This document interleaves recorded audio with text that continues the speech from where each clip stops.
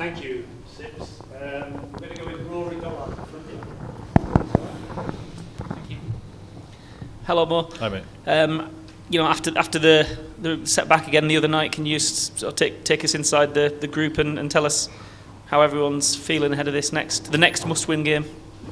We're obviously disappointed from the result, and not just the result, but the way we played. So, but in competition, you got to move on as quick as you can and regroup.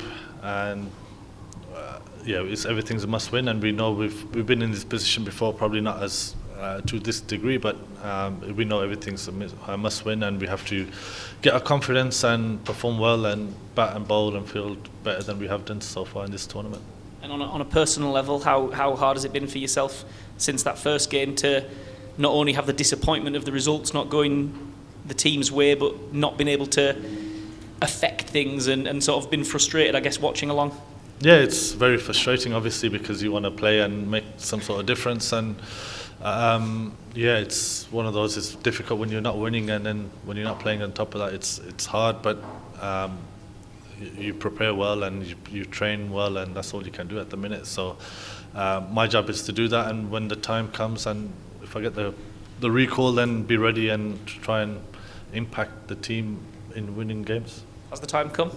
Oh, I don't know yet. Well, we get told during practice, but I'm hoping to play and hoping to get a chance to go out and perform. And if you do play tomorrow, it's a ground you know pretty well. Can you just tell us a bit about your experiences here, how comfortable you feel playing here, and how much you think it may or may not suit what you can bring to the team?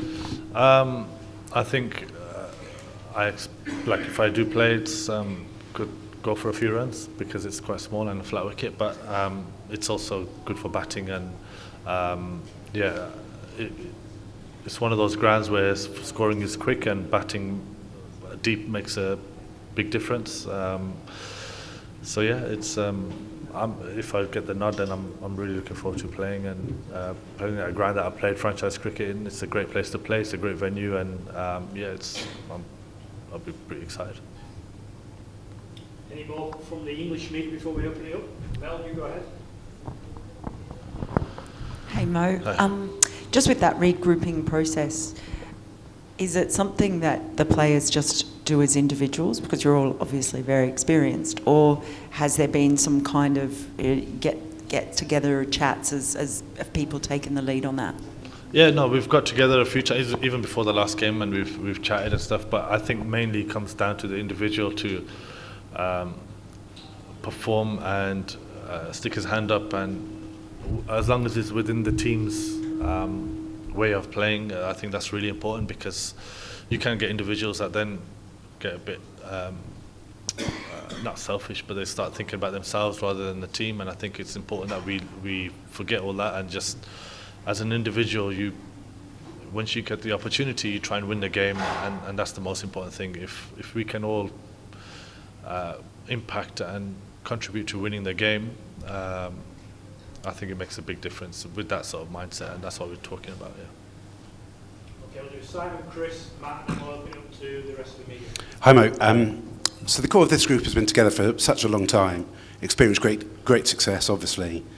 But given results of this tournament, and I guess the stage in your careers that many of you are at, do you think there's a feeling that this is the end of something for this group, or is there a lot more room to? I think there's still a lot of players that can play for a long time. There's obviously a few of us who are a bit older. We more than likely won't make the next World Cup, but there's a lot of players who have been around for years that will be, and I don't think it's the end of anything. I think it could potentially be the start of something else. So we're still in the competition, we're still in the tournament. We know it's a tough one now. We've got to win every game, but we know that we can do it. It's just more getting the confidence back as a side and playing the way we know that we can play.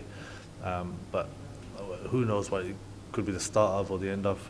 No one's really thinking about that kind of stuff. Chris? Hi Mo. Hi, you come up against a familiar figure tomorrow in Chris Silverwood, your old coach. I just wondered, do you think he might have a point to prove, given how things ended with him with England? Yeah, of course. I mean, he's a good coach, and he's. I'm sure he'll be thinking about that, and but I'm sure I think they've only won one as well, so I know they're going to want to get on this winning run as well as anybody else. So I think he'll be thinking more about that and his own team. But I'm sure deep down, like everybody else would, you're trying to prove a point or whatever it is. But it might motivate him even more. But he's not the one going out to bat and bowl. It's his team, and yeah, he'd be just trying to get his players ready. And like I said, he's a very good coach. He's a nice guy, and I enjoyed him. So yeah, I'm sure he's got that motivation to do well against us. Matt, just jump on the next. Mo, within the context of the last couple of games and your status as vice captain, could you just talk a bit about the challenge, I suppose, of balancing stuff like your own IPL experience of playing at this ground versus what you're presented with on the day in terms of the weather and the pitch and what it actually looks like tomorrow morning tomorrow afternoon at 1:30? Yeah, look, as vice captain, you try and give as much input as you can, especially when the captain asks your opinion on things. And yeah, it's talk about the team together a lot of the time. I give my opinion, and that's all I can do really. And yeah, I just try and help out as much as I can. But yeah, it's really important that players, and Josh has played a lot here as well, so he knows a lot of the conditions and he knows what happens in India. And yeah, he bounces a few ideas off me, and I do the same thing. So my job is to, whenever he asks me something, to give him an answer as much as I can and be clear in that. But obviously, it's him that takes the team forward and what he thinks is the right team and combinations and stuff. More considering the fact that Sri Lanka is struggling with injuries with the bowlers, and probably they are more weaker bowling side. I mean, how much does that sort of give England confidence? Not really, because we still have to play well, and it's international cricket. Even if they are slightly weaker in their bowling, it doesn't give us confidence. If anything, it's we've got to go out and just perform like we're playing against anybody else, and be ruthless in our batting, which we know we can be and we can do. But yeah, we need to build our confidence as well as the side, and it's not really the opposition that gives us. It's more with internal and how we're going to go about it and how we're going to perform. So yeah, I mean, most teams will lose bowlers and have injuries and things like that, but our job as the opposition is to perform to our capabilities. You think that you can make use of this game as a turning point for England for the rest of the tournament? We're going to have to, yeah. We have to obviously win, and there's no other choice, no other way of playing apart from putting in a performance that we win the game, and we've got to do that every game from now on to stay in this World Cup. Looking at the situation right now England is in, do you think this baseball or baseball cricket is a thing to move forward? Say that again, sorry. Looking at the English situation in this World Cup, do you think baseball cricket is the way forward for England cricket team? Baseball is the way forward. Like, we should play baseball. No, whether you would play that kind of cricket or looking at this situation. The thing is, baseball is in Test cricket.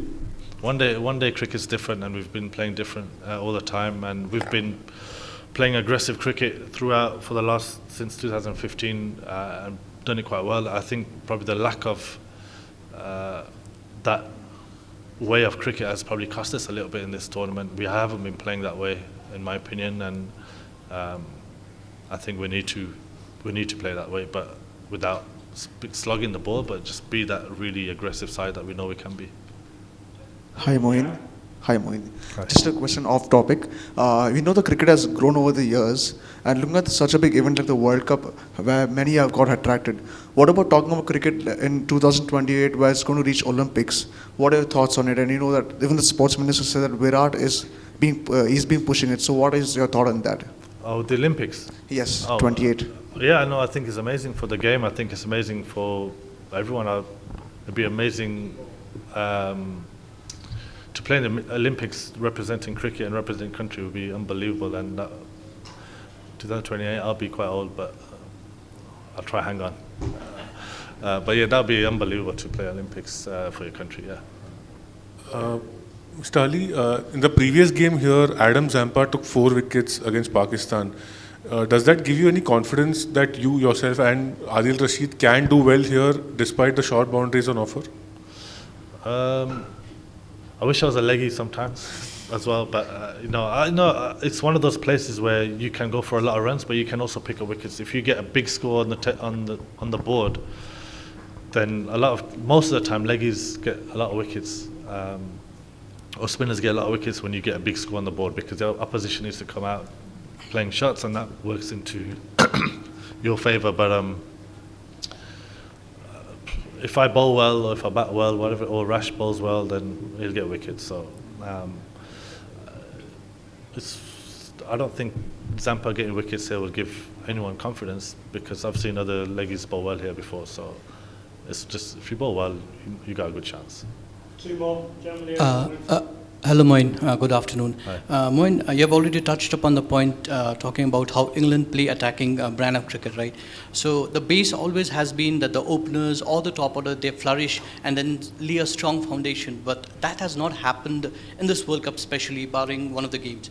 But how has there been talk about it among the leadership group or among the players about the need for the top order to fire so that you guys would establish what you would really like to play? Yeah, and it's not always that easy. I mean, I'm sure, obviously last game we were chasing 400, so we had to come out and play shots, and we unfortunately lost Bairstow, who's probably our most attacking player up top. But yeah, most of the time you want the guys to score quickly and score for longer periods, so then it makes it easier for everybody else. But it doesn't always work like that, and we all need to score runs and perform. But yeah, I mean, if you get your openers and your top 3 firing and they're scoring runs, it certainly helps everybody else, and you getting a big score as a side.